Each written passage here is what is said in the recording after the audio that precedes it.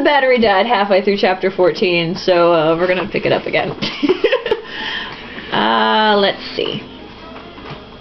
Jack tugged on the rope, clinching it tight. He looked around and, seeing that the coast was clear, started to climb up the side of the building because he's training like Batman, like a mountain climber. David dried the sweat from his palms and followed him. When they reached the roof, Jack secured the other end of the rope to his waist and instructed David to let him down slowly until he was parallel to the window just below them. David did as he was told, letting out the rope slowly and carefully. I fucked that up last time I read that sentence too. When Jack reached the window, he tapped softly on the pane again and again. Finally, a little boy's face appeared. He was no more than 9 and was pale and emaciated. His face lit up with pleasure when he saw who his visitor was. Hot. Cowboy, you got homesick for the place? How are you, Tenpin? I'm looking for a new boy, Crutchy by name. The Gimp? I'll get him. A moment later, Crutchy appeared at the window. He saw Jack swinging in front of him and could hardly keep from laughing out loud. The original lol, if you will. What are you hanging around here for? He asked. We're busting you out, Jack said matter-of-factly. He pulled the railroad spike out of his belt and started to pry away at the bars. A distant whistling reminded him of the policeman down below, walking his beat. Listen, Jack, Crutchy said. The Delanceys worked me over a little. Truth is, I ain't walking so good. You can't walk. We'll carry you. No, I don't want nobody carrying me. Never. It ain't so bad here, Jack. I get 3 squares a day, sort of. And there's some swell fellas. They still talk about how you rode out here on Teddy Roosevelt's coach. He heard something and hissed, Cheese it. It's Snyder. Crutchy got back to his bed just before Snyder entered the dormitory. Snyder was wearing a nightshirt and sleeping cap, carrying an oil lamp. Does Snyder fucking live there or something? I'd be miserable if I lived where I worked, especially if it were like a baby jail. Whatever. He walked back and forth along the rows of beds, shining his lamp on every boy's face. Then he went to the window and peered out. He saw nothing, for Jack had managed to swing back from the window and onto the ledge beside it. No sooner had he turned around than Jack came swinging back, sticking out his tongue and contorting his face in a most horrible manner. The spectacle was so funny that some of the little boys who had opened an eye to watch could scarcely contain their laughter. Crutchy won't last long in there, Jack told him as they were walking home. I've seen stronger guys not make it. Did you really escape in Teddy Roosevelt's carriage? I told you I did, didn't I? Actually, I was on top of it, holding on for my life. What was he doing at the refuge? Running for governor, showing how much he loved the kiddies so as to get another couple of votes. How could he let the refuge exist once he'd seen what a dreadful place it was? When he came, the place looked okay. Snyder cleaned everything up, put extra blankets on the beds, and filled our plates with fresh stew. Snyder showed him all the things that the city pays for that he actually steals. He said if anybody squealed on him, he'd beat him to within an inch of their life. If Teddy Roosevelt knew what that place was really like, he'd close it down in a second, said Davy. He's a hero! Fuck yeah, Teddy Roosevelt's a hero. Last year he was a hero, said Jack. This year, he's a politician. Jack. Jack seriously just talks smack about Teddy Roosevelt. You don't do that shit. And here we go. Another wonderful history lesson courtesy of Jonathan Last. Actually, Theodore Roosevelt was a hero and a politician. He was also a showman, a big game hunter, a lover of the outdoors, and a champion of the common man. He had a gruff, endearing manner, and with his long mustache, big front teeth, and full sideburns, he resembled a cultured walrus.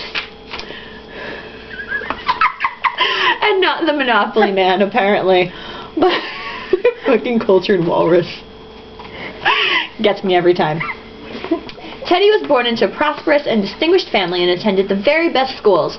At the time of the Newsboy strike, he was 41 years old and had already graduated law school, served in the New York State Legislature, and lived as a cattle rancher in the Dakota Territory. Basically the male version of a Barbie doll. Returning to politics, he worked his way up to Assistant Secretary of the Navy, then resigned to organize a volunteer regiment to fight in the Spanish-American War. The Rough Riders, they were called, and clever publicity on the part of certain newspapers made them heroes in the minds of the American public. The image of Teddy Roosevelt leading the charge up San Juan Hill was raised, with Ray's savor inspired pride in many American hearts. That sounded like a tough sentence. It was. It's very weird. I don't like his word usage. You watch your phraseology. Yeah, it's horrible phraseology. This is not natural to speak like this at all. When he returned to the United States, Roosevelt was elected governor of New York, and that was the position he held when he inadvertently helped Cowboy Jack sneak out of the House of Refuge. Later, he would become president of the United States, passing many important bills to protect the environment and the consumer and regulate big business. But as far as most children are concerned, his most important act was to lend his name to a little cloth bear fashioned after a real bear whose life Roosevelt had spared during a hunting trip in Mississippi. A teddy bear. Because I really needed to know that in Newsies. I needed to know about the fucking teddy bear while reading Newsies. What the? Whatever. God. Okay. Chapter 15, in which the Newsboy strike enters its second day and Spot Conlon is again encountered. The Children's Crusade. The second day of the Newsboy strike began as scores of scab youths marched into Newsies Square, which doesn't really exist, clutching their newspapers and looking more than a little apprehensive. Damn right. The striking newsboys, who were waiting for them in force, exhorted them to throw down their newspapers and join the strike. Although a few refrained, the majority did so gladly and were greeted with cheers and open arms. Oh. BT dubs, I'm reading a fucking newspaper article. Just so you know. But just when the newsboys thought they had gained the upper hand, a wagon came thundering from behind the World Building, and in its wake there appeared an army of thugs and low-lifes instead of low-lives. Who proofread this? No one. No one. Nobody. Armed with chains and clubs, battles broke out all over the square, with courageous newsboys going fist to fist with the world's adult mercenaries. Among these identified in the melee were strike leaders Jack Kelly and David Jacobs, holding their own against men who far surpassed them in weight, strength, and street fighting experience. It soon appeared as though the world's mercenaries had the advantage. They encircled the newsboys and started to close ranks. Then, to the newsboys' delight, the mercenaries began to slap themselves and dance about as though they had stepped into a hornet's nest. The solution to this mystery could be found atop the surrounding square. There, a whole battalion of boys appeared, led by a short, freckled fellow wearing a derby and armed with slingshots. Never fear! Brooklyn is here! Firing with uncanny aim, they rained down upon the world's mercenaries an endless barrage of pebbles and stones. Soon the thugs could take no more. Outdone by the rooftop Davids, the sorry Goliaths retreated to behind the tall iron gates of the World Building. The freckled fellow in the derby turned out to be a certain Spot Conlon of Brooklyn, New York. Brooklyn!